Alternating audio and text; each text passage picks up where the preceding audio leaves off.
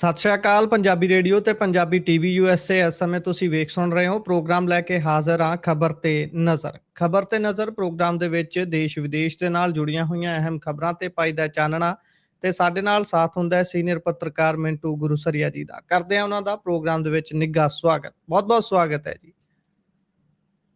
ਸ਼ੁਕਰੀਆ ਜੀ ਸਾਰਿਆਂ ਨੂੰ। ਸਤਿ ਸ੍ਰੀ ਅਕਾਲ ਜੀ।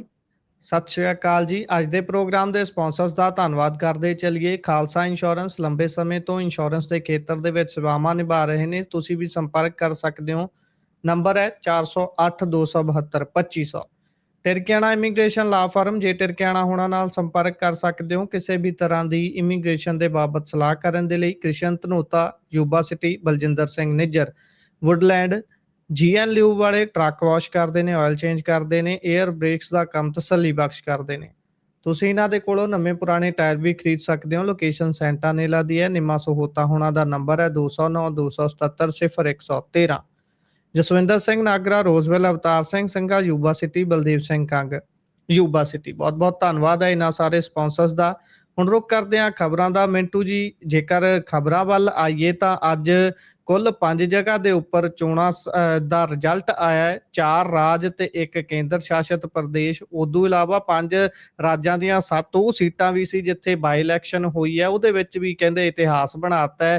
ਉਹ ਅਜੀਤ ਪਵਾਰ ਦੀ ਪਤਨੀ ਨੇ ਅੱਜ ਤੱਕ ਦੀ ਵਿਧਾਨ ਸਭਾ ਦੇ ਵਿੱਚ ਸਭ ਤੋਂ ਵੱਧ ਲੀਡ ਨਾਲ ਜਿੱਤ ਦਰਜ ਕਰ ਲਈ ਹੈ। ਪਰ ਆਪਾਂ ਸਭ ਤੋਂ ਪਹਿਲਾਂ ਖੇਲਾ ਹੋਵੇ ਵਾਲੇ ਪਾਸੇ ਆਈਏ। ਬੰਗਾਲ ਦੇ ਵਿੱਚ ਕਹਿੰਦੇ ਵੀ ਮਮਤਾ ਬੈਨਰਜੀ ਕੱਲੀ ਭਾਜਪਾ ਦੇ ਖਿਲਾਫ ਨਹੀਂ ਲੜ ਰਹੀ ਸੀ। ਕਹਿੰਦੇ ਉਹ ਲੜ ਰਹੀ ਸੀ ਇਲੈਕਸ਼ਨ ਕਮਿਸ਼ਨ ਤੇ ਕੇਂਦਰੀ ਏਜੰਸੀਆਂ ਸਾਰਿਆਂ ਦੇ ਖਿਲਾਫ। ਪਰ ਉਹ ਲੜਾਈ ਉਹ ਹਾਰ ਗਈ ਹੈ। ਮਮਤਾ ਦੇ ਨਾਲ ਹੋ ਗਿਆ ਜੀ ਖੇਲਾ। ਤੇ ਇਸ ਦੇ ਨਾਲ ਹੀ ਜਿੱਦਾਂ ਹੀ ਇਹ ਰਿਜ਼ਲਟ ਆਇਆ ਤਾਂ ਪੰਜਾਬ ਤੇ ਲੈ ਕੇ ਬਹੁਤ ਟਿੱਪਣੀਆਂ ਆ ਰਹੀਆਂ ਨੇ। ਭਾਜਪਾ ਦੇ ਬਹੁਤ ਸਾਰੇ ਲੀਡਰਾਂ ਨੂੰ ਮੈਂ ਲਗਾਤਾਰ ਦੇਖ ਰਿਹਾ, ਉਹ ਪੋਸਟ ਕਰ ਰਹੇ ਨੇ ਵੀ ਭਾਈ ਬੰਗਾਲ ਜਿੱਤ ਲਿਆ ਤੇ ਅਗਲੀ ਵਾਰੀ ਪੰਜਾਬ ਦੀ ਹੈ। ਬੰਗਾਲ ਤੋਂ ਹੁੰਦਿਆਂ ਹੋਇਆਂ ਪਾਇਓ ਜਰਾ ਚਾਨਣਾ, ਇਹ ਪੰਜਾਬ ਕਿੱਧਰੋਂ ਆ ਗਿਆ ਜੀ ਇਹ ਰਿਜ਼ਲਟ ਦਾ ਜ਼ਿਕਰ ਕਰਦਿਆਂ।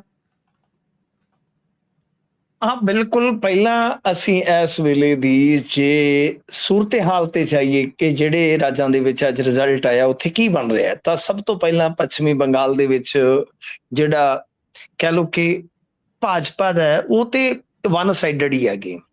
ਫਿਲਹਾਲ ਤਾਮਿਲਨਾਡੂ ਦਾ ਟ੍ਰੈਂਡ ਜੇ ਦੇਖੀਏ ਤਾਂ ਤਾਮਿਲਨਾਡੂ ਦੇ ਵਿੱਚ TVK, ਇਹ ਵੀ ਇੱਕ ਕਮਾਲ ਹੀ ਹੋਇਆ ਹੈ, ਸਿਆਸੀ ਕੌਤਕ ਹੋਇਆ ਹੈ ਕਿ ਇਸ ਵਾਰੀ ਜੇ ਤੁਸੀਂ ਵੇਖੋਗੇ DMK, AIDMK ਉਹ ਸਭ ਪਿੱਛੇ ਰਹਿ ਗਏ ਨੇ ਤੇ TVK ਬਹੁਤ ਵੱਡੀ ਪਾਰਟੀ ਬਣ ਕੇ ਉੱਭਰੀ ਆ। ਕਮਾਲ ਦੀ ਗੱਲ ਹੈ। ਔਰ ਇਹ ਪਾਰਟੀ 2 ਕੁ ਸਾਲ ਪਹਿਲਾਂ ਹੋਂਦ ਦੇ ਵਿੱਚ ਆਈ ਔਰ ਐਂਟਰੀ ਤੇ ਸੈਂਚਰੀ ਆ। ਦੇਖ ਹਿਸਾਬ ਲਾ ਲਓ ਤੁਸੀਂ। ਇਹ ਤੇ ਲਗਭਗ ਮਤਲਬ ਕਿ 107 ਪੱਕੀਆਂ ਕਰੀ ਬੈਠੇ, 82 ਜਿੱਤ ਚੁੱਕੇ ਤੇ 25 ਤੇ ਸ਼ਾਇਦ ਲੀਡ ਕਰ ਰਹੇ ਸਨ। ਯਾਨੀ ਐਂਟਰੀ ਤੇ ਸੈਂਚਰੀ। 29% ਵੋਟ ਸ਼ੇਅਰ ਲਗਾਏ ਸਨ ਅਰਵਿੰਦ ਕੇਜਰੀਵਾਲ ਜਦੋਂ ਇਹਨਾਂ ਨੇ ਦਿੱਲੀ ਚ ਐਂਟਰੀ ਮਾਰੀ ਸੀਗੀ। ਉਹ 34% ਲੈ ਗਿਆ ਤਾਮਿਲਨਾਡੂ ਵਰਗੀ ਸਟੇਟ ਚੋਂ। ਹਿਸਾਬ ਲਾ ਲਓ, ਕਮਾਲ ਹੀ ਹੋ ਗਿਆ। ਕੇਰਲ ਦੇ ਵਿੱਚ ਬਈ ਆਪਾਂ ਜੇ ਵੇਖੀਏ ਤਾਂ ਫਿਲਹਾਲ ਇੱਥੇ ਕਾਂਗਰਸ ਵਾਲਾ ਜਿਹੜਾ ਗਠਜੋੜ ਆ ਉਹ ਕਹਿ ਲਓ 10 ਸਾਲਾਂ ਬਾਅਦ ਵਾਪਸ ਆ ਰਿਹਾ। ਕਾਂਗਰਸ ਵਾਸਤੇ ਖੁਸ਼ਖਬਰੀ ਹੈ। ਜੇ ਆਪਾਂ ਅਸਮ ਦੀ ਗੱਲ ਕਰੀਏ, ਵਨ ਸਾਈਡਡ ਉੱਥੇ ਕਾਂਗਰਸ ਫਾਈਟ ਦੇ ਵਿੱਚ ਹੀ ਨਹੀਂ ਆ ਰਹੀ। ਬਹੁਤ ਕਮਾਲ ਦੀ ਗੱਲ ਹੈ ਕਿ ਤੁਸੀਂ ਵੈਸੇ ਮੈਂ ਅੱਗੇ ਭਾਜਪਾ ਬਾਰੇ ਤੁਹਾਡੇ ਨਾਲ ਗੱਲਾਂ ਕਰਦਾ ਰਹਿਣਾ ਹੁੰਦਾ ਤੇ ਜਿੱਥੇ ਵੀ ਭਾਜਪਾ ਆ ਜਾਂਦੀ ਹੈ ਭਾਜਪਾ ਫਿਰ ਉੱਥੇ ਜਾਣ ਦਾ ਨਾਮ ਨਹੀਂ ਲੈਂਦੀ। ਇਹ ਭਾਜਪਾ ਦਾ ਫਾਰਮੂਲਾ ਹੀ ਇਸ ਤਰ੍ਹਾਂ ਦਾ ਹੈ। ਫਿਰ ਪੁਡੂਚੇਰੀ ਦਾ ਜੇ ਆਪਾਂ ਗੱਲ ਕਰੀਏ, ਉਹ ਇੱਥੇ ਵੀ ਜੇ ਕਾਂਗਰਸ ਦਾ ਹਸ਼ਰ ਦੇਖਿਆ ਜਾਵੇ ਤੇ ਬਹੁਤ ਮੰਦਾ ਹੈ। ਵੈਸੇ ਕਮਾਲ ਦੀ ਗੱਲ ਆ ਕਿ ਇੱਥੇ ਵੀ TVK ਮੇਰੇ ਖਿਆਲ ਦੇ ਨਾਲ 3 ਸੀਟਾਂ ਜਿੱਤ ਗਈ ਆ। ਕਾਂਗਰਸ ਇੱਥੇ 6 ਜਿੱਤੀ ਆ। ਅੱਛਾ ਦੇਖੋ ਕਮਾਲ ਦੀ ਗੱਲ ਇਹ ਆ ਕਿ ਜੇ ਪਿੱਛੇ ਜਾਈਏ ਥੋੜੇ ਸਮਾਂ ਪਹਿਲਾਂ ਹੀ ਆ ਜਿਹੜੇ 2024 ਵਾਲੇ ਇਲੈਕਸ਼ਨ ਹੋਏ ਸਨ ਤੇ ਇਹਨਾਂ ਤਕਰੀਬਨ ਸਾਰੀਆਂ ਸੀਟਾਂ ਤੇ ਕਾਂਗਰਸ ਅੱਗੇ ਸੀ। ਹਿਸਾਬ ਲਾ ਲਓ ਇੱਥੇ 25-26 ਸੀਟਾਂ ਤੇ ਨਾ ਘੱਟੋ ਘੱਟ ਪੁਡੂਚੇਰੀ ਦੇ ਵਿੱਚ ਕਾਂਗਰਸ ਅੱਗੇ ਸੀ। ਤਾਂ ਹੁਣ ਪਰਤਦੇ ਆ ਮੇਨ ਅੱਜ ਦੀ ਵੱਡੀ ਖਬਰ। ਦੇਖੋ ਇੱਕੋ ਝਟਕੇ ਚ ਜੇ ਆਪਾਂ ਵੇਖੀਏ ਤਾਂ ਤਾਮਿਲਨਾਡੂ ਤੇ ਬੰਗਾਲ ਇਹਨਾਂ ਦੇ ਵਿੱਚ ਸੱਤਾ ਪਰਿਵਰਤਨ ਹੋ ਗਿਆ ਇੱਕ ਤਰ੍ਹਾਂ ਨਾਲ ਕਹਿ ਲਓ। ਜੀ, ਤਮਿਲਨਾਡੂ ਦੇ ਵਿੱਚ ਤੇ ਫਿਰ ਵੀ ਆਪਾਂ ਵੇਖਾਂਗੇ ਹੁਣ ਟੀਵੀ ਕੇ ਕਿੱਧਰ ਜਾਂਦੀ ਹੈ, ਕਿਉਂਕਿ ਜਿਹੜੇ ਐਕਟਰ ਵਿਜੇ ਆ ਉਹਨਾਂ ਦੇ ਪਿਤਾ ਨੇ ਕਾਂਗਰਸ ਨੂੰ ਵੈਸੇ ਸੱਦਾ ਦਿੱਤਾ ਹੈ ਕਿ ਆ ਜਾਓ ਤੁਸੀਂ ਸਾਡੇ ਨਾਲ ਆ ਜਾਓ, ਜੀ, ਪਰ ਵੇਖਣਾ ਹੋਏਗਾ ਕਿ ਉਹ ਕਿੱਧਰ ਜਾਂਦੇ ਆ, ਕੀ ਕਰਦੇ ਆ, ਕਿਉਂਕਿ ਸਿੰਗਲ ਲਾਰਜੈਸਟ ਪਾਰਟੀ ਤੇ ਬਣ ਗਈ। ਤਮਿਲਨਾਡੂ ਤੋਂ ਬਾਅਦ ਜੇ ਕਿਤੇ ਆਪਾਂ ਕਹ ਲਈਏ ਕਿ ਸਭ ਤੋਂ ਜ਼ਿਆਦਾ ਜ਼ੋਰ ਲੱਗਾ ਹੋਇਆ ਸੀਗਾ ਭਾਜਪਾ ਦਾ, ਤਮਿਲਨਾਡੂ ਤੋਂ ਹੁਣ ਬਾਅਦ ਦੀ ਗੱਲ ਕਰੀਏ ਆਪਾਂ, ਤਾਂ ਭਾਜਪਾ ਨੇ ਬੰਗਾਲ ਤੇ ਜੋ ਕੀਤਾ ਉਹ ਸਭਨਾਂ ਨੂੰ ਪਤਾ ਹੈ। ਹੁਣ ਤੁਸੀਂ ਇੱਕ ਗੱਲ ਕਹੀ ਕਿ ਮਮਤਾ ਬੈਨਰਜੀ ਫਲਾ ਫਲਾ ਫਲਾ, ਮੈਂ ਇਸ ਨੂੰ ਗੱਠਜੋੜ ਹੀ ਕਹਿਣਾ, ਜਿੱਥੇ ਸਿਕਿਉਰਿਟੀ ਫੋਰਸਸ ਜਿਹੜੀਆਂ ਹੁੰਦੀਆਂ ਨੇ ਉਹਨਾਂ ਤੋਂ ਲੈ ਕੇ ਤੁਹਾਡਾ ਚੋਣ ਕਮਿਸ਼ਨ ਤੱਕ ਜਿਹਦੀ ਰੀੜ ਦੀ ਹੱਡੀ ਬਿਲਕੁਲ ਟੁੱਟ ਚੁੱਕੀ ਆ, ਉਹ ਸਾਰੇ ਰਲ ਜਾਣ ਤਾਂ ਫਿਰ ਉਸ ਨੂੰ ਗੱਠਜੋੜ ਹੀ ਕਹਾਂਗੇ, ਉਸ ਨੂੰ ਗੱਠਜੋੜ ਹੀ ਆਖਾਂਗੇ। ਤਾਂ ਕਹਿਣ ਦਾ ਮਤਲਬ ਇਹ ਹੈ ਕਿ SIR ਦੇ ਜ਼ਰੀਏ, ਅੱਛਾ ਮੇਰਾ ਇਹ ਮੰਨਣਾ ਹੈ, ਮੈਂ ਅੱਜ ਵੀ ਕਿਤੇ ਬੋਲ ਰਿਹਾ ਸੀ ਤਾਂ ਮੈਂ ਆਖਿਆ ਕਿ ਜੋ ਸਿਆਸੀ ਵਿਸ਼ਲੇਸ਼ਕ ਇਸ ਗੱਲ ਤੇ ਜ਼ੋਰ ਦਿੰਦੇ ਨੇ ਗੁਰਪ੍ਰੀਤ ਕਿ ਬਿਹਾਰ ਵਾਸਤੇ SIR ਲਿਆਂਦਾ ਸੀ ਨਾ, ਤਾਂ ਮੇਰਾ ਇਹ ਮੰਨਣਾ ਹੈ ਕਿ ਬਿਲਕੁਲ ਨਹੀਂ, ਮੈਂ ਇਸ ਗੱਲ ਦੇ ਨਾਲ ਸਹਿਮਤ ਨਹੀਂ ਹਾਂ। ਮੈਨੂੰ ਇਉਂ ਲੱਗਦਾ ਕਿ ਬਿਹਾਰ ਇੱਕ ਇਹਨਾਂ ਦਾ ਪ੍ਰਯੋਗ ਸੀ, ਅਸਲ ਗੇਮ ਇਹਨਾਂ ਨੇ ਬੰਗਾਲ ਦੇ ਵਿੱਚ ਬਣਾਈ ਆ। ਬੰਗਾਲ ਦੇ ਵਿੱਚ ਇੰਨੇ ਵੋਟਰ ਕੱਟੇ ਔਰ ਇੰਨੇ ਮਿੱਥ ਕੇ ਵੋਟਰ ਕੱਟੇ ਕਿ ਜਿਹੜੀ ਐਂਟੀ ਇਨਕਮੈਂਸੀ ਵੀ ਹੁੰਦੀ ਹੈ ਵੈਸੇ 15 ਸਾਲ ਦੀ ਕਿਸੇ ਵੀ ਸਰਕਾਰ ਦੀ, ਪਰ ਮਮਤਾ ਬੈਨਰਜੀ ਕਿਉਂਕਿ ਬੰਗਾਲੀ ਅਸਮਿਤਾ ਦੇ ਨਾਮ ਤੇ ਮੁਸਲਿਮ ਵੋਟਰ ਬਹੁਤ ਵੱਡਾ ਸਪੋਰਟਰ ਸੀ ਇਹਨਾਂ ਦਾ, ਇਹਨਾਂ ਦੇ ਦਮ ਤੇ ਕਾਰਡ ਕੱਢੀ ਆਉਂਦੀ ਸੀ, ਪਰ ਐਤਕੀ ਉਸਦੀ ਜਿਹੜੀ ਤਾਕਤ ਸੀ ਉਸ ਨੂੰ ਕਮਜ਼ੋਰੀ ਬਣਾ ਦਿੱਤਾ ਗਿਆ। ਮਤਲਬ ਕਿ ਚੁਣ ਕੇ ਹਲਕਿਆਂ ਚੋਂ ਕਿਤੇ 10,000 ਕਿਤੇ 20,000 ਵੋਟਰ ਜਿਹੜਾ ਕੱਟਿਆ ਗਿਆ, ਉਹ ਵੋਟਰ ਮਮਤਾ ਬੈਨਰਜੀ ਦਾ ਬੜਾ ਕੱਟੜ ਵੋਟਰ ਸੀਗਾ। ਤਾਂ ਯਾਨੀ ਕਹਿ ਲਓ ਕਿ ਇੱਕ ਤਰ੍ਹਾਂ ਦੇ ਨਾਲ ਉਹੀ ਤਾਕਤ ਕਮਜ਼ੋਰੀ ਬਣ ਗਈ। ਇਹ ਨਹੀਂ ਹੈ ਕਿ ਮਮਤਾ ਬੈਨਰਜੀ ਦੇ ਖਿਲਾਫ ਕੁਝ ਹੈ ਨਹੀਂ, ਕਰਪਸ਼ਨ ਇਹਨਾਂ ਬੰਦਿਆਂ ਨੇ ਬਹੁਤ ਕੀਤੀ, ਇਹਨਾਂ ਦੇ ਬੰਦਿਆਂ ਨੇ। ਫਿਰ ਇਹ ਤੁਹਾਨੂੰ ਪਤਾ ਇੱਕ ਦੋ ਖਾਸ ਤੌਰ ਤੇ ਰੇਪ ਵਾਲਾ ਮਾਮਲਾ ਆਰਜੀਤ ਜਿੱਥੇ ਹੋਇਆ ਸੀਗਾ, ਰੇਪ ਹੋਇਆ, ਫਿਰ ਇਸ ਤੋਂ ਹਾਂਜੀ ਆਰਜੀ ਕਰ, ਅੱਛਾ ਜੀ। ਤਾਂ ਇਸ ਤੋਂ ਇਲਾਵਾ ਜੇ ਤੁਸੀਂ ਵੇਖੋਗੇ ਤਾਂ ਇਹਨਾਂ ਦੇ ਕੁਝ ਬੰਦੇ ਦਲ ਬਦਲ ਗਏ, ਸ਼ਵੇਂਦੂ ਵਰਗੇ, ਤਾਂ ਕਿ ਬਹੁਤ ਕੁਝ ਸੀ ਭਾਜਪਾ ਕੋਲ ਉੱਥੇ ਕਰਨ ਵਾਸਤੇ, ਬਹੁਤ ਕੁਝ ਸੀ ਉਹਨਾਂ ਨੇ ਕੀਤਾ। ਹੁਣ ਜਿਹੜਾ ਤੁਸੀਂ ਇੱਕ ਪ੍ਰਸ਼ਨ ਖੜਾ ਕੀਤਾ ਹੈ ਕਿ ਜਿਵੇਂ ਭਾਜਪਾ ਦੀ ਜਿੱਤ ਬੰਗਾਲ ਚ ਹੋਈ ਆ ਤੇ ਜਸ਼ਨ ਜਿਹੜੇ ਆ ਉਹ ਪੰਜਾਬ ਦੇ ਵਿੱਚ ਮਨੀਂਦੇ ਪਏ ਨੇ ਵੀ ਇਹ ਕੀ ਮਾਜਰਾ ਹੈ। ਇਹ ਤਾਂ ਤੁਸੀਂ ਹੁਣ ਸਟੇਟਮੈਂਟਾਂ ਕੱਢ ਕੇ ਦੇਖ ਲਓ ਇਹਨਾਂ ਦੇ ਲੀਡਰਾਂ ਦੀਆਂ, ਰਵਨੀਤ ਬਿੱਟੂ ਤੋਂ ਲੈ ਕੇ ਬੜੇ ਵੱਡੇ ਲੀਡਰ ਕੀ ਕਹਿ ਰਹੇ ਆ, ਉਹ ਕਹਿੰਦੇ ਆ ਕਿ ਭਾਈ ਬੰਗਾਲ ਜਿੱਤ ਲਿਆ, ਪੰਜਾਬ ਦੀ ਵਾਰੀ ਆ। ਅਸ਼ਵਨੀ ਸ਼ਰਮਾ ਜਿਹੜੇ ਇਹਨਾਂ ਦੇ ਕਾਰਜਕਾਰੀ ਪ੍ਰਧਾਨ ਹੈ, ਉਹ ਤੇ ਇੱਕ ਮੈਂ ਵੀਡੀਓ ਚ ਦੇਖਦਾ ਪਿਆ ਸਾਂ ਕਿ ਉਹ ਭੰਗੜਾ ਪਾ ਰਹੇ ਨੇ, ਏਦਾਂ ਲੱਗਦਾ ਕਿ ਉਹ ਪੰਜਾਬ ਜਿੱਤ ਗਏ ਨੇ। ਤੇ ਫਿਰ ਇਸ ਤੋਂ ਇਲਾਵਾ ਛੋਟੇ ਸ਼ਹਿਰਾਂ ਦੇ ਵਿੱਚ ਇੱਕ ਤਰ੍ਹਾਂ ਨਾਲ ਕਹਿ ਲਓ ਕਿ ਇਸ ਵੇਲੇ ਜਸ਼ਨ ਮਨਾਏ ਜਾ ਰਹੇ ਨੇ, ਪਠਾਨਕੋਟ ਤੋਂ ਲੈ ਕੇ ਫਾਜ਼ਿਲਕਾ ਤੱਕ। ਮੈਂ ਬਹੁਤ ਸਾਰੀਆਂ ਵੀਡੀਓਜ਼ ਦੇਖੀਆਂ ਜਿਹਦੇ ਵਿੱਚ ਭਾਜਪਾ ਵਾਲੇ ਇੱਕ ਤਰ੍ਹਾਂ ਨਾਲ ਕਹਿ ਲਓ ਕਿ ਸੜਕਾਂ ਤੇ ਆ ਕੇ ਇਸ ਜਸ਼ਨ ਨੂੰ ਵੱਡਿਆਂ ਕਰ ਰਹੇ ਨੇ। ਹੁਣ ਜਿੱਥੋਂ ਤੱਕ ਹੈ ਸਿਨੈਰੀਓ ਕਿ ਕੀ ਬੰਗਾਲ ਦਾ ਇੰਪੈਕਟ ਪੰਜਾਬ ਤੇ ਪਵੇਗਾ, ਡੈਫੀਨੇਟਲੀ ਪਵੇਗਾ। ਉਹ ਕਿਵੇਂ ਪਵੇਗਾ ਉਹ ਮੈਂ ਤੁਹਾਨੂੰ ਜ਼ਰਾ ਦੱਸ ਦਿੰਦਾ। ਹਾਲਾਂਕਿ ਤੁਰੰਤ ਨਹੀਂ, ਕਿਉਂਕਿ ਹਲੇ ਸਰਕਾਰ ਜਿਹੜੀ ਹੈ ਉਹ ਆਮ ਆਦਮੀ ਪਾਰਟੀ ਦੀ ਚੱਲ ਰਹੀ ਹੈ, ਇੱਥੇ ਉਹਨਾਂ ਦੇ ਕੋਲ ਸਮਾਂ ਹੈ, ਪਰ ਹੌਲੀ ਹੁਣ ਕਿਤੇ ਨਾ ਕਿਤੇ ਬੰਗਾਲ ਦੀ ਜਿੱਤ ਤੋਂ ਬਾਅਦ ਇੱਕ ਡਾਊਟ ਤੇ ਕ੍ਰੀਏਟ ਹੋਏਗਾ ਜੀ, ਅਫਸਰਸ਼ਾਹੀ ਤੇ ਖਾਸ ਤੌਰ ਤੇ ਜਿਹੜੇ ਇਨਸਿਕਿਉਰ ਫੀਲ ਕਰਦੇ ਨੇ ਲੀਡਰ, ਉਹਨਾਂ ਦੇ ਜ਼ਿਹਨ 'ਚ ਡਾਊਟ ਕ੍ਰੀਏਟ ਹੋਏਗਾ ਕਿ ਭਾਜਪਾ ਆ ਸਕਦੀ ਹੈ। ਇਹੀ ਸਭ ਤੋਂ ਵੱਡਾ ਕਹਿ ਲਓ ਕਿ ਭਾਜਪਾ ਨੂੰ ਫਿਲਹਾਲ ਫਾਇਦਾ ਹੈ ਪੰਜਾਬ ਦੇ ਵਿੱਚ ਕਿ ਅਫਸਰਸ਼ਾਹੀ ਅਤੇ ਜਿਹੜੀ ਲੀਡਰਸ਼ਿਪ ਹੁੰਦੀ ਹੈ ਉਹ ਉਹਨਾਂ ਦੇ ਵਿੱਚ ਇੱਕ ਡਾਊਟ ਕ੍ਰੀਏਟ ਹੋਏਗਾ। ਅੱਛਾ, ਸ਼ੁੱਕਰਵਾਰ ਦੀ ਗੱਲ ਹੈ, ਤੁਹਾਨੂੰ ਪਤਾ ਮੈਂ 2-3 ਦਿਨ ਪਾਸੇ ਸਾਂ, ਖਾਸ ਤੌਰ ਤੇ ਚੰਡੀਗੜ੍ਹ ਦੇ ਵਿੱਚ ਮੈਨੂੰ ਸਮਾਂ ਮਿਲਿਆ, ਉੱਥੇ ਕਾਫੀ ਟਾਈਮ ਰਿਹਾ ਮੈਂ। ਚੰਡੀਗੜ੍ਹ ਦੇ ਵਿੱਚ ਮੈਨੂੰ ਮੇਰੇ ਇੱਕ ਸੋਰਸ ਨੇ ਦੱਸਿਆ ਕਿ ਸੁਖਬੀਰ ਸਿੰਘ ਬਾਦਲ ਤੇ ਅੱਜ ਬਈ ਅਚਾਨਕ ਦਿੱਲੀ ਨੂੰ ਰਵਾਨਾ ਹੋਇਆ। ਫਿਰ ਮੈਨੂੰ ਬਹੁਤੀ ਦੇਰ ਨਹੀਂ ਲੱਗੀ ਜਦੋਂ ਇੱਕ ਵਸੀਲੇ ਨੇ ਕਨਫਰਮ ਕਰ ਦਿੱਤਾ ਕਿ ਦਰਅਸਲ ਅੱਜ ਇਹਨਾਂ ਦੀ ਗੱਠਜੋੜ ਨੂੰ ਲੈ ਕੇ ਟੇਬਲ ਟਾਕ ਹੈ। ਯਾਨੀ ਜੀ ਵੀਕਐਂਡ ਤੇ ਸੁਖਵੀਰ ਸਿੰਘ ਬਾਦਲ ਤੇ ਭਾਜਪਾ ਦੇ ਦਰਮਿਆਨ ਗੱਠਜੋੜ ਵਾਸਤੇ ਰਸਤੇ ਤਲਾਸ਼ੇ ਗਏ ਤੇ ਫਿਰ ਹੌਲੀ ਹੌਲੀ ਅਸੀਂ ਪਤਾ ਲਾਇਆ ਕਿ ਇਸ ਗੱਠਜੋੜ ਦੇ ਵਿੱਚ ਇਸ ਵਾਰ ਆਰਐਸਐਸ ਵੀ ਸ਼ਾਮਲ ਹੋ ਰਹੀ ਆ। ਯਾਨੀ ਆਰਐਸਐਸ ਰਾਜਨੀਤਿਕ ਫੈਸਲੇ 'ਚ ਡਾਇਰੈਕਟਲੀ ਇਨਵੋਲਵ ਹੈ। ਉਹਦਾ ਇੱਕ ਕਾਰਨ ਮੈਨੂੰ ਕਨਫਰਮ ਕੀਤਾ ਗਿਆ। ਉਹ ਕਹਿੰਦੇ ਜੀ ਕਿ ਇਹਨਾਂ ਦੇ ਰਾਜ ਦੇ ਵਿੱਚ ਰੁਲਦਾ ਸਿੰਘ ਤੋਂ ਲੈ ਕੇ, ਵੈਸੇ ਤੇ ਭਾਜਪਾ ਵਾਲੇ ਵੀ ਰਾਜ ਦੇ ਵਿੱਚ ਸੀਗੇ, ਪਰ ਭਾਜਪਾ ਵਾਲੇ ਮੰਨਦੇ ਆ ਕਿ ਅਸੀਂ ਉਸ ਸਰਕਾਰ ਦੇ ਵਿੱਚ ਕੋਈ ਬਹੁਤਾ ਦਮ ਨਹੀਂ ਸੀ ਰੱਖਦੇ। ਜੀ ਰੁਲਦਾ ਸਿੰਘ ਤੋਂ ਲੈ ਕੇ ਜੋ ਸਿਲਸਿਲੇਵਾਰ ਤਰੀਕੇ ਨਾਲ ਕਤਲ ਹੋਏ 2017 ਤੱਕ ਇਹਨਾਂ ਦੇ ਕੁਝ ਬੰਦਿਆਂ ਦੇ, ਤਾਂ ਉਹ ਆਰਐਸਐਸ ਇਹਨਾਂ ਗੱਲਾਂ ਤੇ ਬਹੁਤ ਜ਼ਿਆਦਾ ਖਫਾ ਹੈ। ਤਾਂ ਮਤਲਬ ਜੀ ਉਹ ਕਹਿੰਦੇ ਆ ਕਿ ਰਾਜ ਜਿੱਦਾਂ ਮਰਜ਼ੀ ਕਰੀ ਚਲੋ, ਸਾਨੂੰ ਕੋਈ ਪ੍ਰੋਬਲਮ ਨਹੀਂ। ਭਾਜਪਾ ਵਾਲੇ ਜਾਂ ਅਕਾਲੀ ਜਿਹੜੇ ਆ ਉਹ ਆਪਸ ਦੇ ਵਿੱਚ ਅੰਡਰਸਟੈਂਡਿੰਗ ਕਰਨ, ਕਿੱਦਾਂ ਉਹਨਾਂ ਨੇ ਕਰਨਾ ਹੈ, ਕਿੱਦਾਂ ਕਤਰਨਾ ਆ। ਪਰ ਸਾਡੇ ਬੰਦਿਆਂ ਦੀ ਜੋ ਉੱਥੇ ਉਸ ਵੇਲੇ ਇਹ ਹੱਤਿਆਵਾਂ ਦੀ ਸਿਲਸਿਲੇਵਾਰ ਤਰੀਕੇ ਨਾਲ ਕਹਾਣੀ ਦੁਹਰਾਈ ਗਈ ਸੀ, ਉਹ ਨਹੀਂ ਹੋਣੀ ਚਾਹੀਦੀ। ਯਾਨੀ ਸਾਨੂੰ ਇਹ ਗਰੰਟੀਆਂ ਆਉਣੀਆਂ ਚਾਹੀਦੀਆਂ। ਮਤਲਬ ਤੁਸੀਂ ਸਾਫ਼ ਸਮਝ ਸਕਦੇ ਹੋ ਕਿ ਗੱਲ ਬਹੁਤ ਸੀਰੀਅਸਲੀ ਲਈ ਜਾ ਰਹੀ ਆ। ਇਹ ਕੋਈ ਛੋਟੀ ਮੋਟੀ ਗੱਲ ਨਹੀਂ ਹੈ। ਇਸ ਤੋਂ ਇਲਾਵਾ 60-40 ਵਾਲੀ ਜਿਹੜੀ ਗੇਮ ਸੀ ਉਹਦੇ ਵਿੱਚ ਵੀ ਭਾਜਪਾ ਜਿਹੜਾ ਹੁਣ ਉਲਟਾ ਕੇ ਦੇਖਦੀ ਹੈ ਕਿ ਅਸੀਂ ਹਾਵੀ ਹਾਂ, ਔਰ ਉਹਨਾਂ ਦਾ ਹੁਣ ਬੰਗਾਲ ਜਿੱਤਣ ਤੋਂ ਬਾਅਦ ਤੇ ਗੁਰਪ੍ਰੀਤ ਸਾਫ਼ ਹੈ ਕਿ ਉਹਨਾਂ ਦਾ ਭਾਅ ਵਧੇਗਾ।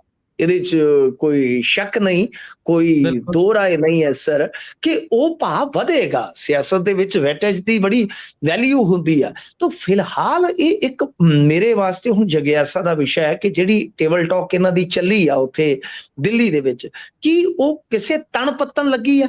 ਜੇ ਉਹ ਤਣ ਪੱਤਣ ਲੱਗ ਗਈ ਗੁਰਪ੍ਰੀਤ, ਜੇ ਮੰਨ ਲਓ ਗੱਠਜੋੜ ਹੁੰਦਾ ਤੇ ਫਿਰ ਤੁਸੀਂ ਆਪ ਹੀ ਅੱਜ ਦੀ ਤਰੀਕ ਦੇ ਵਿੱਚ ਕਾਗਜ਼ ਤੇ ਫਿਰ ਨਵੇਂ ਸਿਰੇ ਤੋਂ ਸਮੀਕਰਨ ਬਣਾ ਕੇ ਦੇਖ ਲਓ ਕਿ ਉਹ ਸਮੀਕਰਨ ਕਿਸ ਦਿਸ਼ਾ ਨੂੰ ਜਾਂਦੇ ਨੇ, ਤਾਂ ਸਾਰੀ ਤਸਵੀਰ ਪਲਟ ਜਾਏਗੀ। ਸੋ ਇਦਾਂ ਆ ਕਿ ਹੁਣ ਭਾਜਪਾ ਪੰਜਾਬ ਨੂੰ ਮੇਰੇ ਖਿਆਲ ਦੇ ਨਾਲ ਸੀਰੀਅਸਲੀ ਲਵੇਗੀ, ਗੰਭੀਰਤਾ ਨਾਲ ਲਵੇਗੀ। ਫਿਰ ਹੋ ਸਕਦਾ ਹੈ ਕਿ ਉਹਦੇ 'ਚ ਗੱਠਜੋੜ ਜਾਂ ਹੋਰ ਦੂਜੀਆਂ ਤੀਜੀਆਂ ਚੀਜ਼ਾਂ ਨੇ ਉਹ ਕਾਊਂਟ ਹੋਣ। ਤਾਂ ਦੇਖਦੇ ਆ, ਇੰਟਰਸਟਿੰਗ ਹੈ ਗੁਰਪ੍ਰੀਤ, ਬੜਾ ਹੀ ਰੌਚਕ ਸਿਨੈਰੀਓ ਆ। ਪਰ ਜੇ ਆਪਾਂ ਵੇਖੀਏ ਤਾਂ ਕੇਰਲ ਦੇ ਵਿੱਚ ਬੜਾ ਮੈਨੂੰ ਉੱਥੇ ਇੱਕ ਵਿਚਿੱਤਰ ਜਿਹਾ ਕੰਮ ਲੱਗਿਆ ਕਿ ਜਿਹੜਾ ਭਾਜਪਾ ਦਾ ਜਾਂ ਐਨਡੀਏ ਦਾ ਉੱਥੇ ਵੋਟ ਸ਼ੇਅਰ ਸੀਗਾ ਨਾ ਜੀ, ਉਹ ਮਤਲਬ ਕਿ ਦਿਖਾਈ ਦਿੱਤਾ ਹੈ ਕਿ ਉਹ ਘਟਦਾ ਵੱਧਦਾ ਪਿਆ ਹੈ। ਯਾਨੀ 11, ਫਿਰ 21 ਚ 11 ਸੀ, 24 ਚ ਉਹਨਾਂ ਦਾ ਹੋ ਗਿਆ 16, 68, ਯਾਨੀ ਵੱਧ ਗਿਆ। ਹੁਣ ਐਤਕੀ 12 ਮਤਲਬ ਕਿ 12 ਰਹਿ ਗਿਆ। ਤਾਂ ਇਦਾਂ ਹੀ ਆਪਾਂ ਜੇ ਵੇਖੀਏ ਕਿ ਪੰਜਾਬ ਦੇ ਵਿੱਚ ਵੀ ਇਹਨਾਂ ਦਾ ਵੋਟ ਸ਼ੇਅਰ ਵਧਿਆ ਘਟਿਆ ਅਤੀਤ ਦੇ ਵਿੱਚ। ਤਾਂ ਹੁਣ ਇਹਨਾਂ ਨੇ ਇੱਕ ਵਾਰੀ ਤੇ 20% ਨੂੰ ਛੂਹ ਲਿਆ ਤੁਹਾਡੇ ਸਾਹਮਣੇ। ਹੁਣ ਦੇਖਦੇ ਆ ਕਿ ਅੱਗੇ ਕਿਸ ਤਰ੍ਹਾਂ ਦੇ ਫੈਸਲੇ ਹੁੰਦੇ ਆ। ਪਰ ਬਿਲਕੁਲ ਇਹ ਗੱਲ ਤੇ ਦੇਖੋ ਤਥਾਤਮਕ ਆ, ਇਹ ਆਪਾਂ ਸਿਆਸੀ ਵਿਸ਼ਲੇਸ਼ਣ ਦਾ ਵਿਸ਼ਾ ਨਾ ਰੱਖਦੇ ਹੋਏ ਜੇ ਇਸ ਨੂੰ ਇੱਕ ਤਥਾਤਮਕ ਚੀਜ਼ ਤੇ ਲੈ ਕੇ ਜਾਈਏ, ਸਚਾਈ ਦੀ ਕਸਵੱਟੀ ਤੇ ਪਰਖੀਏ ਕਿ ਕਿਤੇ ਨਾ ਕਿਤੇ ਭਾਜਪਾ ਦੀ ਪੰਜਾਬ ਦੇ ਵਿੱਚ ਇਸ ਵੇਲੇ ਇਹਨਾਂ ਚੀਜ਼ਾਂ ਨੂੰ ਲੈ ਕੇ ਚਰਚਾ ਤੇ ਹੈ ਹੀ ਹੈ ਨਾ। ਬਾਕੀ ਆਮ ਆਦਮੀ ਪਾਰਟੀ ਤੇ ਇਹਦੇ ਤੇ ਕਾਫੀ ਜ਼ਿਆਦਾ ਗੌਰ ਕਰੇਗੀ, ਕਿਉਂਕਿ ਜੋ ਵੀ ਕਰ ਰਹੀ ਹੈ ਇਸ ਵੇਲੇ ਭਾਜਪਾ ਸਿੱਧਾ ਕਰ ਰਹੀ ਹੈ ਉਹਨਾਂ ਦੇ ਨਾਲ। ਜੀ ਬਿਲਕੁਲ ਸਿੱਧਾ ਹੀ ਚੱਲ ਰਿਹਾ ਕੰਮ। ਖੈਰ ਆਪਾਂ ਇਸ ਤੋਂ ਅੱਗੇ ਵਧੀਏ, ਹੁਣ ਗੱਲ ਪੰਜਾਬ ਦੀ ਕਰਦੇ ਆ। ਤਾਂ ਪੰਜਾਬ ਦੇ ਵਿੱਚ ਵਿਕਰਮ ਮਜੀਠੀਆ ਹੋਣਾ ਦੀ ਗੱਲ ਕਰੀਏ, ਉਹਨਾਂ ਨੂੰ ਜਾਨੋਂ ਮਾਰਨ ਦੀ ਧਮਕੀ ਆਈ ਹੈ, ਕਹਿੰਦੇ ਪਹਿਲਾਂ ਵੀ ਕਾਫੀ ਆ ਚੁੱਕੀਆਂ ਨੇ। ਹਾਂਜੀ, ਅੱਜ ਤੇ ਮੇਰੇ ਖਿਆਲ ਨਾਲ ਵਿਕਰਮ ਮਜੀਠੀਆ ਹੋਰਾਂ ਨੇ ਪ੍ਰੈਸ ਕਾਨਫਰੰਸ ਵੀ ਕੀਤੀ ਹੈ ਤੇ ਕਿਹਾ ਕਿ ਮੂਸੇ ਵਾਲੇ ਵਾਂਗੂ ਮੇਰੀ ਹੱਤਿਆ ਹੋ ਸਕਦੀ ਹੈ ਤੇ ਹੱਤਿਆ ਕਰਵਾਉਣ ਦੀ ਸਾਜ਼ਿਸ਼ ਵੀ ਰਚੀ ਜਾ ਰਹੀ ਆ। ਦੇਖੋ ਗੱਲ ਇਹ ਆ ਗੁਰਪ੍ਰੀਤ ਕਿ ਧਮਕੀਆਂ ਆਉਣੀਆਂ ਇਹ ਬਹੁਤ ਖਤਰਨਾਕ ਟ੍ਰੈਂਡ ਹੈ। ਤੁਸੀਂ ਅੱਜ ਇੱਕ ਹੋਰ ਵਿਧਾਇਕ ਦੀ ਵੀਡੀਓ ਦੇਖੀ ਹੋਣੀ ਆ ਕਿ ਜਿਹਦੇ ਵਿੱਚ ਇੱਕ ਕਥਿਤ, ਵੈਸੇ ਉਹ ਆਡੀਓ ਹੈ ਤੇ ਆਡੀਓ ਦਾ ਵੀਡੀਓ ਬਣਿਆ ਹੋਇਆ, ਮਤਲਬ ਕਿ ਰਿਕਾਰਡਡ ਹੈ। ਵੈਸੇ ਤੇ ਉਹ ਤੁਹਾਨੂੰ ਪਤਾ ਹੀ ਹੈ, ਲਗਭਗ ਹੁਣ ਅੱਜ ਕੱਲ ਇਹ ਸਾਰੀਆਂ ਚੀਜ਼ਾਂ ਤੋਂ ਲੋਕ ਜਾਣੂ ਹੈ ਕਿ ਜੇ ਕੋਈ ਆਡੀਓ ਕਾਲ ਆਉਂਦੀ ਹੈ ਤੇ ਅੱਗੋਂ WhatsApp ਤੇ ਉਹ ਰਿਕਾਰਡਿੰਗ ਕਰ ਲਈ ਜਾਂਦੀ ਹੈ।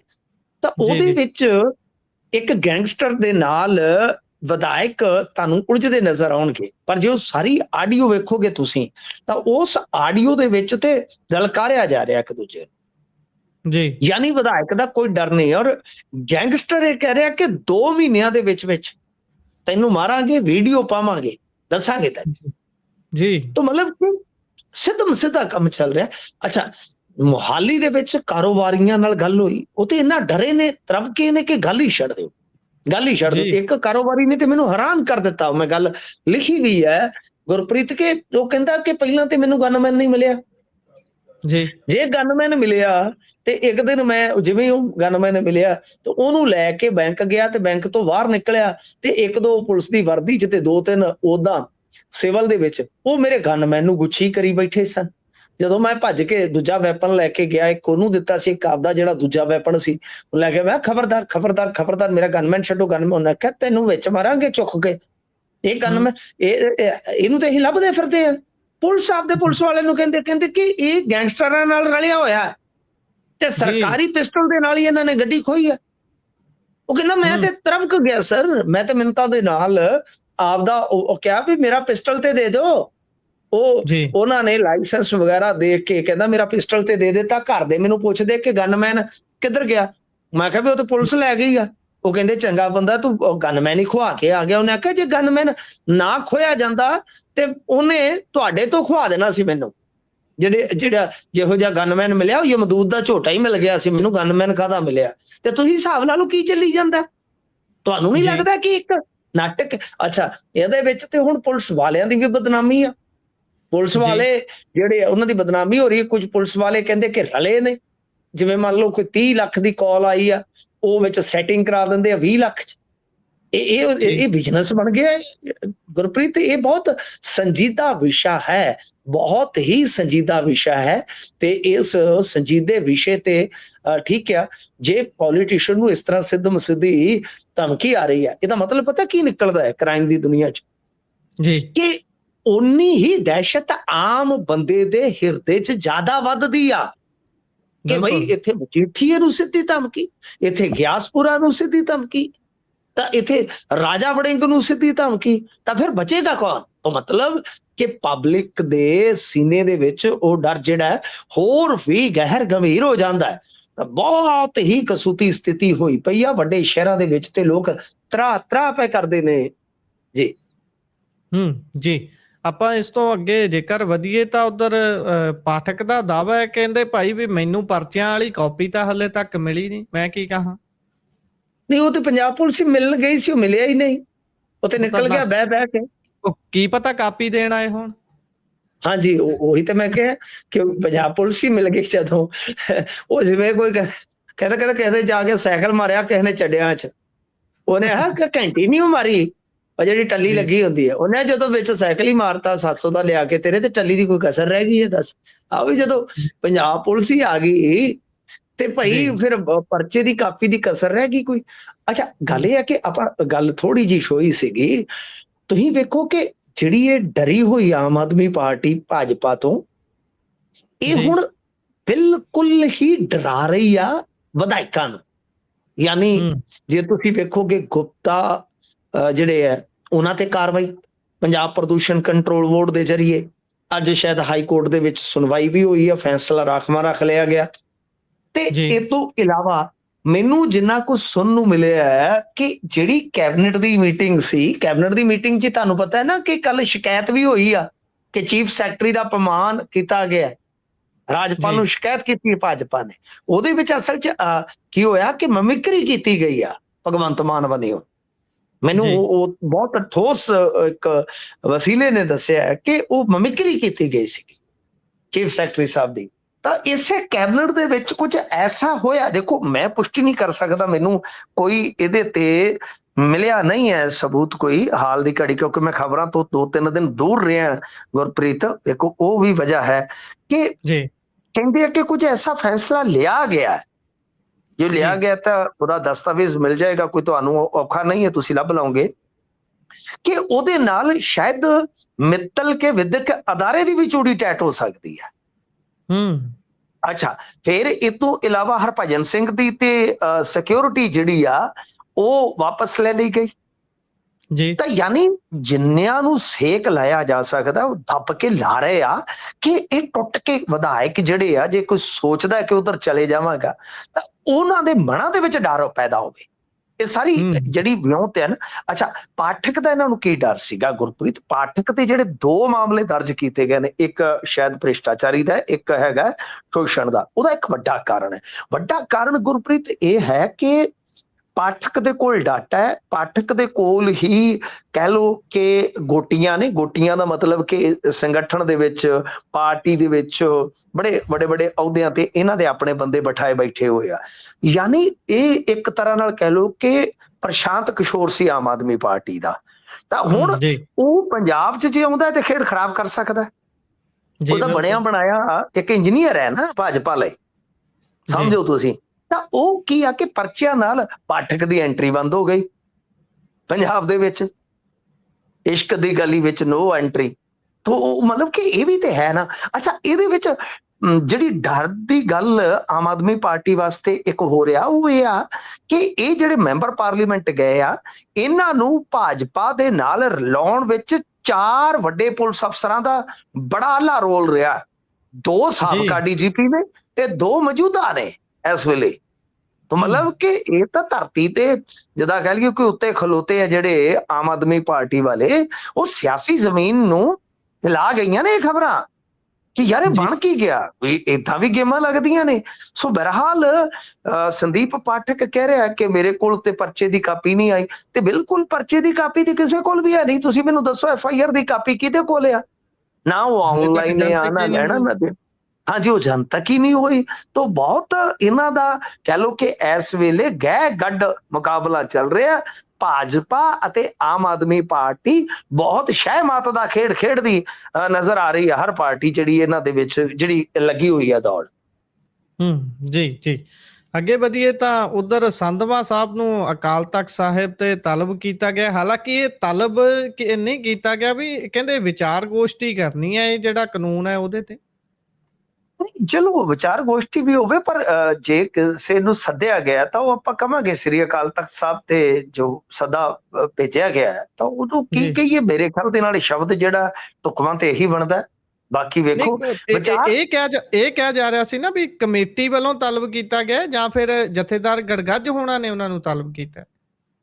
ਨਹੀਂ ਦੇਖੋ, ਜਿੰਨੀ ਕੁ ਜਾਣਕਾਰੀ ਮੇਰੀ ਹੈ, ਕਿਉਂਕਿ ਅੱਜ ਅਖਬਾਰਾਂ ਦੇ ਵਿੱਚ ਵਰਜ਼ਨ ਛਪਿਆ ਹੋਇਆ ਬਕਾਇਦਾ ਸੰਧਵਾ ਸਾਹਿਬ ਦਾ ਕਿ ਉਹਦੇ ਵਿੱਚ ਉਹ ਕਹਿ ਰਹੇ ਨੇ ਕਿ ਮੈਂ ਨਮਾਨੇ ਸਿੱਖ ਵਜੋਂ ਬਈ ਜਾਵਾਂਗਾ। ਠੀਕ ਹੈ ਨਾ ਜੀ। ਤਾਂ ਇਹਦਾ ਮਤਲਬ ਇਹ ਆ ਕਿ ਉਹ ਜਾਣ ਵਾਸਤੇ ਵੀ ਤਿਆਰ ਨੇ। ਇਧਰ ਜੇ ਆਪਾਂ ਅਖਬਾਰਾਂ ਦੀ ਗੱਲ ਮੰਨੀਏ ਤਾਂ ਅਕਾਲ ਤਖਤ ਸਾਹਿਬ ਦੇ ਜਥੇਦਾਰ ਗਿਆਨੀ ਕੁਲਦੀਪ ਸਿੰਘ ਗੜਗੱਜ ਨੇ ਦੱਸਦੇ ਆ ਕਿ ਤਲਬ ਕੀਤਾ ਹੈ ਨਾ। ਬਾਕੀ ਹੁਣ ਪਤਾ ਨਹੀਂ। ਸਮਾਂ 8 ਮਈ ਦਾ ਸਵੇਰੇ 11 ਵਜੇ ਦਾ, ਤਾਂ ਉੱਥੇ ਪੇਸ਼ ਹੋ ਕੇ ਸਪਸ਼ਟੀਕਰਨ ਮੰਗਿਆ ਗਿਆ। ਹੁਣ ਗੋਸ਼ਟੀ ਦਾ ਮੈਂ ਕੁਝ ਕਹਿ ਨਹੀਂ ਸਕਦਾ ਕਿ ਕਿੱਥੋਂ ਇਹ ਖਬਰਾਂ ਨਿਕਲੀਆਂ ਨੇ, ਪਰ ਅੱਜ ਵੱਡੇ ਵੱਡੇ ਅਖਬਾਰਾਂ ਨੇ ਇਸ ਤਰ੍ਹਾਂ ਹੀ ਖਬਰਾਂ ਛਾਪੀਆਂ ਸਨ। ਬਾਕੀ ਕੋਈ ਗੱਲ ਨਹੀਂ, ਗੜਗੱਜ ਸਾਹਿਬ ਨੂੰ ਆਪਾਂ ਕਨਫਰਮ ਕਰ ਲਵਾਂਗੇ ਜੇ ਕੋਈ ਏਦਾਂ ਦਾ ਡਾਊਟ ਹੋਇਆ। ਪਰ ਅਸਲ ਦੇ ਵਿੱਚ ਜੇ ਆਪਾਂ ਗੱਲ ਤੇ ਆਈਏ ਤਾਂ ਚਲੋ ਦੇਖਾਂਗੇ ਕਿ ਉਹ ਵੈਸੇ ਤਾਂ ਉਹ ਵੀ ਵਿਚਾਰ ਗੋਸ਼ਟੀ ਹੁੰਦੀ ਹੈ ਜਦੋਂ ਤੁਸੀਂ ਜਾ ਕੇ ਤੇ ਆਪਦੀ ਸਫਾਈ ਦੇਣੀ ਹੈ। ਉਹ ਵੀ ਇਸੇ ਤਰ੍ਹਾਂ ਦਾ ਇੱਕ ਕਹਿ ਲਓ ਕਿ ਗੋਸ਼ਟੀ ਵਾਲਾ ਮਸਲਾ ਹੀ ਹੁੰਦਾ ਹੈ ਕਿ ਤੁਹਾਨੂੰ ਸਵਾਲ ਕੀਤੇ ਜਾਂਦੇ ਆ, ਤੁਸੀਂ ਜਵਾਬ ਦੇਣੇ ਆ। ਤਾਂ ਗੱਲ ਅਸਲ ਦੇ ਵਿੱਚ ਇਹ ਹੈ ਕਿ ਇਹ ਜਿਹੜਾ ਮਾਮਲਾ ਹੈ ਨਾ, ਇਹ ਕਾਨੂੰਨ ਦਾ ਮਾਮਲਾ ਇਦਾਂ ਦਾ ਹੋਇਆ ਕਿ SGPC ਤੇ ਅਕਾਲੀ ਇਹਦੇ ਵਿੱਚ ਬਹੁਤਾ ਨਹੀਂ ਸਨ ਬੋਲ ਸਕਦੇ। ਇਹ ਤੇ ਬਿਲਕੁਲ ਚੁੱਪ ਹੋ ਗਏ। SGPC ਵਾਲੇ ਨੇ ਤੇ ਸਵਾਗਤ ਵੀ ਕਰ ਦਿੱਤਾ ਸੀ ਸ਼ਾਇਦ, ਪਰ ਜਦੋਂ ਕਾਨੂੰਨ ਦੀਆਂ ਬਰੀਕੀਆਂ ਪੜੀਆਂ ਗਈਆਂ, ਜਦੋਂ ਕਾਨੂੰਨ ਦੀਆਂ ਮਤਲਬ ਕਿ ਇਹਨਾਂ ਨੇ ਬਹੁਤ ਪੇਚੀਦਗੀਆਂ ਦੇਖੀਆਂ, ਤਾਂ ਫਿਰ ਇਹਨਾਂ ਨੂੰ ਲੱਗਿਆ ਕਿ ਕੁਛ ਨਾ ਕੁਛ ਕਰਨਾ ਪਵੇਗਾ। ਤਾਂ ਗੜਗੱਜ ਸਾਹਿਬ ਕਿਉਂਕਿ ਵਿਦੇਸ਼ ਯਾਤਰਾ ਤੇ ਸਨ, ਜਿਵੇਂ ਹੀ ਉਹ ਆਏ ਤਾਂ ਬਈ ਨਾਲ ਦੀ ਨਾਲ ਹੀ ਫਿਰ ਤੁਸੀਂ ਵੇਖੋਗੇ ਕਿ ਇਹ ਜਿਹੜੀਆਂ ਸਾਰੀਆਂ ਗੱਲਾਂ ਬਾਤਾਂ ਸੀ ਉਹ ਸ਼ੁਰੂ ਹੋ ਗਈਆਂ। ਹੁਣ ਉਹਨਾਂ ਨੇ ਇਕੱਤਰਤਾ ਕੀਤੀ, ਉਸ ਤੋਂ ਬਾਅਦ ਫਿਰ ਕਹਿ ਦਿੱਤਾ ਕਿ ਇਹ ਤੇ ਪੰਥ ਦੀ ਪ੍ਰਵਾਨਗੀ ਤੋਂ ਬਗੈਰ ਬਣਾਇਆ ਕਾਨੂੰਨ ਆ। ਪਰ ਇਹਦੇ ਵਿੱਚ ਸਭ ਤੋਂ ਵੱਡੀਆਂ ਗੱਲਾਂ ਇਹ ਆ ਕਿ ਜਿਵੇਂ ਗ੍ਰੰਥੀ ਸਿੰਘਾਂ ਨੇ ਵੀ ਆ ਕੇ ਉੱਥੇ ਮੰਗ ਪੱਤਰ ਸੌਂਪਿਆ ਸੀਗਾ ਇਹਨਾਂ ਨੂੰ ਕਿ ਬਈ ਜਿਵੇਂ ਕਸਟੋਡੀਅਨ ਸ਼ਬਦ ਇਸਤੇਮਾਲ ਕੀਤਾ ਗਿਆ ਤੇ ਉਹਦੇ ਵਿੱਚ ਸਾਡੀਆਂ ਮੁਸ਼ਕਲਾਂ ਵੱਧ ਜਾਣਗੀਆਂ। ਜੀ ਐਸਜੀਪੀਸੀ ਨੂੰ ਇਸ ਕਾਨੂੰਨ ਦੇ ਮੁਤਾਬਕ ਹਦਾਇਤ ਦਿੱਤੀ ਗਈ ਆ ਬਕਾਇਦਾ। तो मतलब कि ਜੀ काफी कुछ है, एसजीपीसी ਨੂੰ ਵੀ ਰੈਗੂਲੇਟ ਕਰ ਦਿੱਤਾ ਗਿਆ ਇੱਕ ਤਰ੍ਹਾਂ ਨਾਲ। ਤਾਂ ਇਹ ਸਾਰਾ ਕੁਝ ਜਿਹੜਾ ਹੈ ਨਾ, ਉਹ ਇਹ ਆ ਕਿ ਅਕਾਲੀ ਦਲ ਬਾਦਲ ਤੇ ਬਿਲਕੁਲ ਘੁਸਕਦਾ ਨਹੀਂ ਹੈ ਇਸ ਵਿਸ਼ੇ ਤੇ ਜਿਹੜੀ ਐਸਜੀਪੀਸੀ ਆ, ਐਸਜੀਪੀਸੀ ਵੀ ਬਹੁਤਾ ਨਹੀਂ ਸੀ ਬੋਲ ਰਹੀ, ਉਹ ਤੇ ਸਵਾਗਤ ਕਰ ਰਹੇ ਸਨ। ਪਰ ਜਦੋਂ ਵੇਖਿਆ ਗਿਆ ਕਿ ਕਾਨੂੰਨ ਦੇ ਵਿੱਚ ਤੇ ਵਾਕਿਆ ਬਹੁਤ ਕੁਝ ਆ, ਜਿਵੇਂ ਕਸਟੋਡੀਅਨ ਸ਼ਬਦ ਦੀ ਵਿਆਖਿਆ ਜਿਹੜੀ ਆ ਉਹ ਬੜੀ ਟੇਢੇ ਢੰਗ ਨਾਲ ਆ, ਉਹਦੇ ਚ ਤੇ ਬਹੁਤ ਕੁਝ ਹੋ ਸਕਦਾ। ਸੋ ਇਸ ਕਰਕੇ ਬਈ ਹੁਣ ਇਹਨਾਂ ਨੇ ਇਹ ਇੱਕ ਰਸਤਾ ਖੋਲਿਆ ਕਿ ਇਸ ਕਾਨੂੰਨ ਤੇ ਧਾਰਮਿਕ ਖੇਤਰ ਦੀ, ਕਿਉਂਕਿ ਦੇਖੋ ਕਾਨੂੰਨੀ ਖੇਤਰ ਦੀ ਬਹਿਸ ਤਾਂ ਹੋਣੀ ਆ ਨਾ, ਉਹ ਤਾਂ ਹਾਈ ਕੋਰਟ ਦੇ ਵਿੱਚ ਪਟੀਸ਼ਨ ਆਪਾਂ ਗੱਲ ਕੀਤੀ ਹੋਈ ਆ ਕਿ ਈਸਾਈ ਭਾਈਚਾਰੇ ਦਾ ਵੀ ਇੱਕ ਉੱਥੇ ਗਿਆ ਹੋਇਆ ਹੈ ਪਟੀਸ਼ਨ ਕਰਤਾ ਬਣ ਕੇ, ਤੇ ਦੂਜੇ ਪਾਸੇ ਇੱਕ ਤੁਹਾਡੇ ਹੈਗੇ ਨੇ ਸਿਮਰਨਜੀਤ ਸਿੰਘ, ਉਹ ਵੀ ਪਟੀਸ਼ਨ ਕਰਤਾ ਬਣ ਕੇ ਗਏ ਜਲੰਧਰ ਤੋਂ। ਤਾਂ ਕਹਿਣ ਦਾ ਮਤਲਬ ਕਿ ਧਾਰਮਿਕ ਖੇਤਰ 'ਚ ਵੀ ਇੱਕ ਤਰ੍ਹਾਂ ਨਾਲ ਇਸ ਕਾਨੂੰਨ ਨੂੰ ਰੱਦ ਕਰਕੇ ਅਕਾਲ ਤਖਤ ਸਾਹਿਬ ਤੇ ਸਪਸ਼ਟੀਕਰਨ ਮੰਗਿਆ ਜਾਊਗਾ।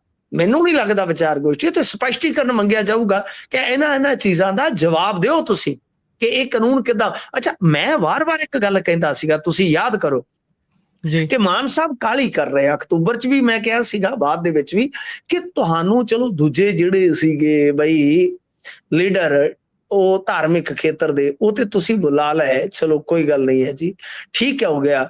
ਪਰ ਤੁਸੀਂ ਇੱਕ ਵਫਦ ਭੇਜਦੇ ਜਾਂ ਸਿੰਘ ਸਾਹਿਬ ਨੂੰ ਤੁਸੀਂ ਸੱਦਾ ਭੇਜਦੇ ਕਿ ਭਾਈ ਤੁਸੀਂ ਆ ਸਕਦੇ ਹੋ ਤਾਂ ਠੀਕ ਆ, ਅਦਰਵਾਈਜ਼ ਅਸੀਂ ਆ ਜਾਵਾਂਗੇ, ਸਲਾਹ ਮਸ਼ਵਰਾ ਕਰ ਲਓ। ਦੇਖੋ ਠੀਕ ਆ, ਕੋਈ ਮੰਨਦਾ ਨਾ ਮੰਨਦਾ, ਪਰ ਸ੍ਰੀ ਅਕਾਲ ਤਖਤ ਸਾਹਿਬ ਦੀ ਇੱਕ ਬਈ ਆਪਣੀ ਹੋਂਦ ਹੈ ਨਾ, ਆਪਣੀ ਸਰਵਉੱਚਤਾ ਉਹਦੀ ਸਿੱਖ ਕੌਮ 'ਚ।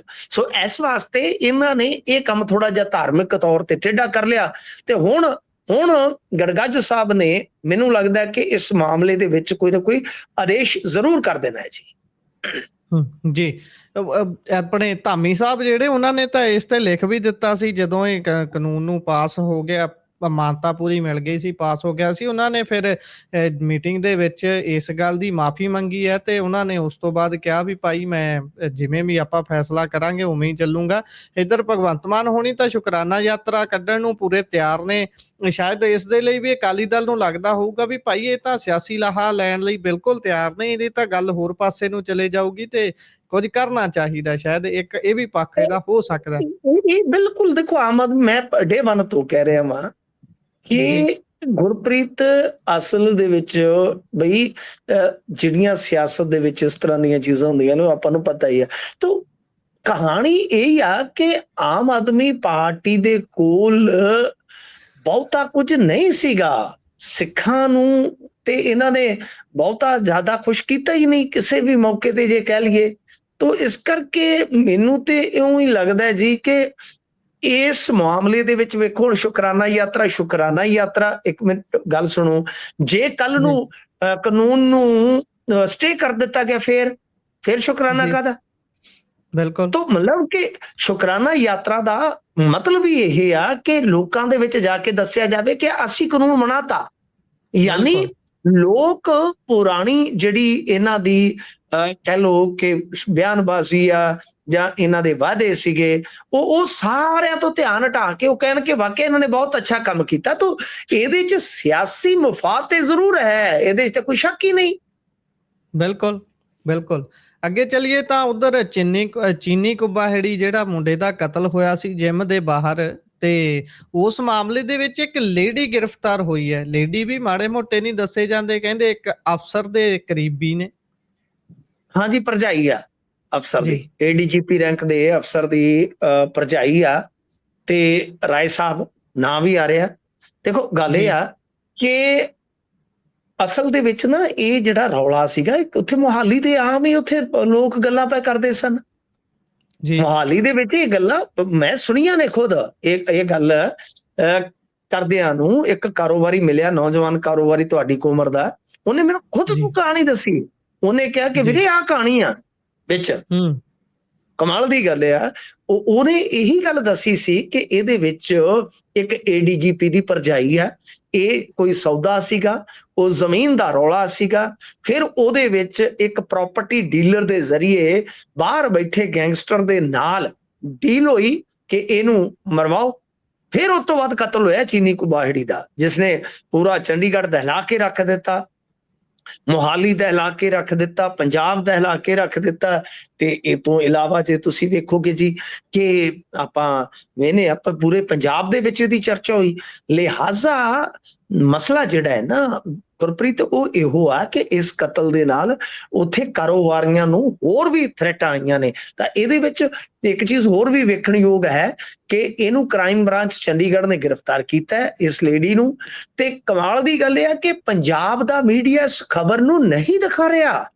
ਇਹ ਤੁਸੀਂ ਵੇਖੋ, ਜਿਹੜਾ ਮੇਨ ਸਟ੍ਰੀਮ ਦਾ ਮੀਡੀਆ ਹੈ ਉਹ ਬਿਲਕੁਲ ਇਸ ਖਬਰ ਨੂੰ ਦਬਾ ਕੇ ਬੈਠਾ ਗੁਰਪ੍ਰੀਤ।